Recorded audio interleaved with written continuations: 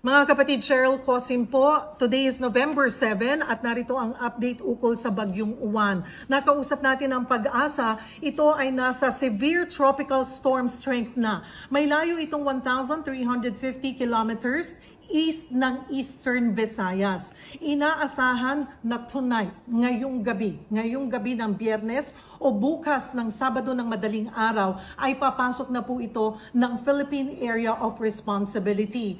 At sa loob ng 24 na oras ay magiging typhoon category na itong si Uwan. At inaasahan bukas ng gabi, Sabado ng gabi o Linggo ng madaling araw ay ito'y nasa super typhoon strength na, mga kapatid.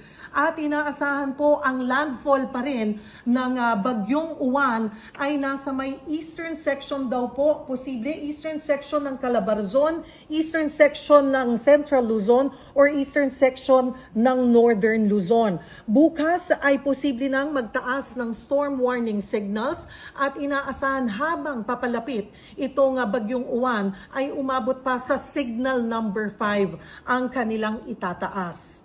Kung makikita nyo po sa windy.com, napakalaki, napakalawak nitong Bagyong Uwan. Sa ngayon, ayon sa Pag-asa, ito ay may radius na 700 kilometers o diameter na umaabot na sa 1,400 kilometers. So kung makikita po natin, ay ito ay pagdating ng linggo, nasasakop na ng bagyo ang buong Pilipinas. Kaya maging maingat pa rin po, mga kapatid, lalo na pagdating po dyan ng Sunday morning. Ang sinasabi ng Pag-asa, by Sunday morning or Sunday evening, ang Bicol region at eastern sections po ng Luzon ay makakaramdam na ng hagupit ng bagyo. But again, ang peak po ng bagyo ay linggo ng gabi at buong araw ng Lunes. Kaya maging